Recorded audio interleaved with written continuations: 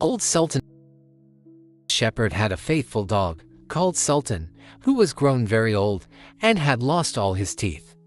And one day when the shepherd and his wife were standing together before the house, the shepherd said, "I will shoot old Sultan tomorrow morning, for he is of no use now."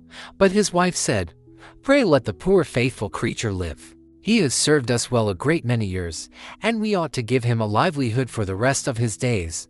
But what can we do with him?" said the shepherd. "He has not a tooth in his head, and the thieves don't care for him at all. To be sure he has served us, but then he did it to earn his livelihood. Tomorrow shall be his last day, depend upon it."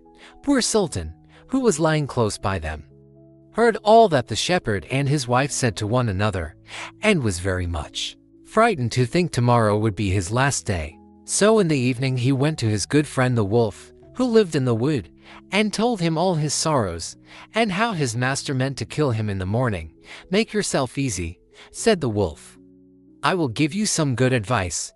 Your master, you know, goes out every morning very early with his wife into the field, and they take their little child with them, and lay it down behind the hedge in the shade while they are at work.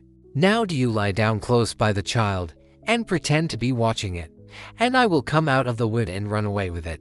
You must run after me as fast as you can, and I will let it drop. Then you may carry it back, and they will think you have saved their child, and will be so thankful to you that they will take care of you as long as you live." The dog liked this plan very well, and accordingly so it was managed. The wolf ran with the child a little way. The shepherd and his wife screamed out, but Sultan soon overtook him, and carried the poor little thing back to his master and mistress. Then the shepherd patted him on the head, and said, "Old Sultan has saved our child from the wolf, and therefore he shall live, and be well taken care of, and have plenty to eat. Wife, go home, and give him a good dinner, and let him have my old cushion to sleep on as long as he lives." So from this time forward Sultan had all that he could wish for. Soon afterwards the wolf came and wished him joy, and said, "Now, my good fellow, you must tell no tales, but turn your head the other way when I want to taste one of the old shepherd's fine fat sheep." "No," said the Sultan, "I will be true to my master." However, the wolf thought he was in joke, and came one night to get a dainty morsel, but Sultan had told his master what the wolf meant to do. So he laid wait for him behind the barn door, and when the wolf was busy looking out for a good fat sheep, he had a stout cudgel laid about his back that combed his locks for him finely.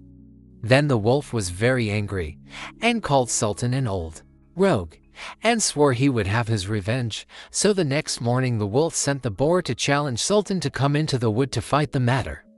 Now Sultan had nobody he could ask to be his second but the shepherd's old three-legged cat. So he took her with him, and as the poor thing limped along with some trouble, she stuck up her tail straight in the air. The wolf and the wild boar were first on the ground, and when they espied their enemies coming, and saw the cat's long tail standing straight in the air, they thought she was carrying a sword for Sultan to fight with. And every time she limped, they thought she was picking up a stone to throw at them. So they said they should not like this way of fighting, and the boar lay down behind a bush, and the wolf jumped up into a tree. Sultan and the cat soon came up and looked about and wondered that no one was there.